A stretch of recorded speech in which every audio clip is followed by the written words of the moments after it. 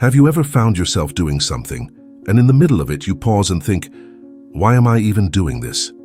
Maybe you're cleaning the house, chasing a promotion at work, or even just scrolling through your social media feed. We all have these moments, right? Moments where the driving force behind our actions feels a bit blurry. Well, what if I told you that understanding this why is the key to unlocking a more fulfilling and purposeful life? It's the secret sauce to not just achieving your goals, but actually enjoying the journey along the way. This isn't about some magic trick. It's about the very real science of how rewards and motivation work inside our brains and bodies. And trust me, it's more fascinating than you might think. Think about this for a second. A child taking their first steps is probably not thinking about the health benefits of walking, right? They're motivated by the sheer joy of discovery, the thrill of doing something new. This is what we call intrinsic motivation, the drive that comes from within, fueled by curiosity, passion, and a deep sense of satisfaction. But as we get older, things get a little more complicated.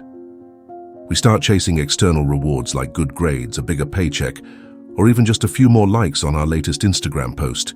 These are examples of extrinsic motivation. There is nothing inherently wrong with it. It's just another side of the same coin. Now, the interesting part is how these two types of motivation interact with each other. Let's journey back to the early 20th century, to the experiments of a pioneering psychologist named Edward Thorndike. He is considered to be the father of educational psychology. Thorndike was fascinated by how animals learn, and he designed a series of ingenious experiments using what he called puzzle boxes. Picture a hungry cat placed inside a box. Outside the box, there's a tempting piece of fish. The cat, driven by its hunger, tries all sorts of things, scratching, meowing, pacing, until it accidentally bumps into a lever or pulls a string that opens the door. Freedom, and more importantly, food. Thorndike repeated this experiment many times, and he noticed something fascinating. With each trial, the cat got faster and faster at escaping the box. It was learning. This led him to formulate what he called the law of effect, which basically states that behaviors followed by satisfying consequences are more likely to be repeated, while those followed by unpleasant consequences are less likely to be repeated. This might seem obvious, but it has profound implications for understanding human behavior. Think about your own life. How many of your habits, your routines, your choices are shaped by the pursuit of rewards? Whether it's the pleasure of a delicious meal, the satisfaction of a job well done, or the approval of your peers. We are, in many ways, sophisticated versions of Thorndike's cats, constantly seeking out experiences that make us feel good and avoiding those that don't. But the story doesn't end there. Another brilliant mind, B.F. Skinner, took Thorndike's ideas and ran with them. He introduced the concept of operant conditioning and designed his own famous experiment known as the Skinner box. Imagine a rat in a box. This box has a lever, and every time the rat presses the lever, it receives a food pellet. Pretty soon, the rat learns to associate lever pressing with getting food, and it starts pressing the lever like crazy. This is positive reinforcement in action. A behavior, lever pressing, is strengthened by the addition of a desirable consequence, food. But Skinner didn't stop there. He started playing around with the schedule of reinforcement, the pattern in which rewards were delivered. Sometimes the rat would get a pellet every time it pressed the lever. Other times, it would get a pellet only after a certain number of presses or after a certain amount of time had elapsed. What he found was mind-blowing. The schedule of reinforcement had a huge impact on how persistently the rat would engage in the behavior. When rewards were given unpredictably, what's called a variable ratio schedule, the rats became almost obsessed with pressing the lever, even when they weren't getting food every time. Does this sound familiar? Think about slot machines or social media notifications. They operate on a similar principle, delivering rewards in an unpredictable way that keeps us hooked, constantly checking and engaging, hoping for that next dopamine hit. Understanding these principles can be incredibly empowering. It means you can start to design your own life, your own environment, in a way that supports your goals and aspirations. Let's say you want to start exercising more. Instead of relying solely on willpower, you can use the principles of reinforcement to your advantage.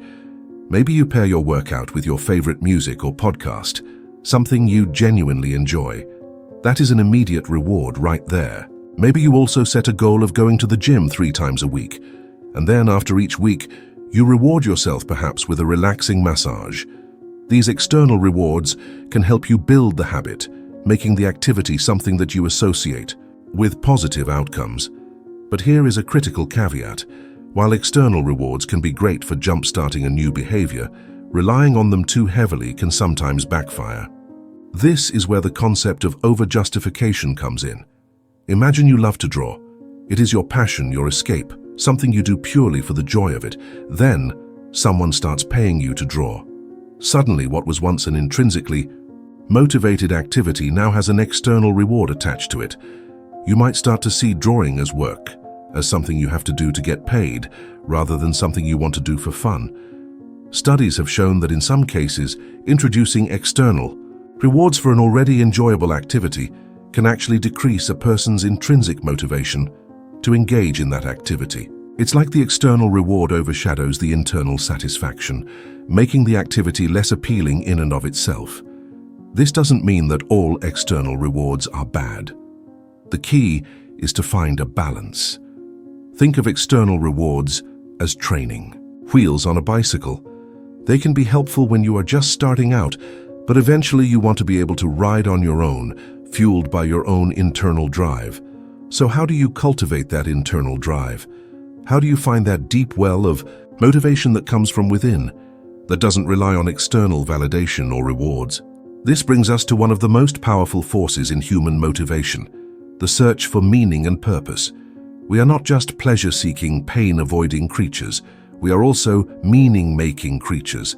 We crave a sense of purpose, a feeling that our lives matter, that we are contributing to something larger than ourselves. Think about the people you admire most. Maybe it's a historical figure, a social activist, an artist, or even a close friend or family member. What is it about them that inspires you? Chances are, it's not just their accomplishments, but the purpose that drives those accomplishments. It's their commitment to a cause, their passion for their work, their dedication to making a difference in the world. Finding your purpose is not always easy. It's not like flipping a switch. It is often a journey of self-discovery, of experimentation, of trying different things and seeing what resonates with you. But there are some questions you can ask yourself to start exploring this territory. What are you truly passionate about? What activities make you lose track of time? What problems in the world do you feel compelled to solve? What are your unique talents and skills, and how can you use them to make a positive impact? Reflect on your values, those core beliefs that guide your decisions and shape your worldview. What truly matters to you? Is it creativity, compassion, justice, knowledge, adventure? Identifying your values can provide a compass for your life, helping you align your actions with what you believe in. Another powerful way to boost your motivation is to cultivate a sense of autonomy, the feeling that you are in control of your own life, that you are making your own choices. When you feel like you are being forced to do something, or that your actions don't really matter, it can be incredibly demotivating. It is an absolute motivation killer, to be honest with you. But when you have a sense of autonomy, when you feel like you are the author of your own story, it can be incredibly empowering.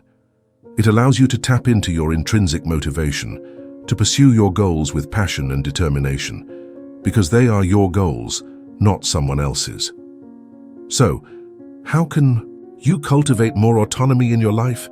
One way is to focus on setting goals that are personally meaningful to you, rather than simply following someone else's script. Take ownership of your choices, and don't be afraid to chart your own path, even if it's different from what others expect of you. Finally, remember that motivation is not a static thing. It fluctuates, it ebbs and flows. There will be days when you feel on top of the world, ready to conquer any challenge, and there will be days when you just want to stay in bed and binge watch your favorite show. And that is okay. Be kind to yourself. Don't beat yourself up over setbacks or moments of low motivation. It is part of being human. The important thing is to keep coming back to your why, to reconnect with your purpose, your values, your passions. Think of motivation as a muscle.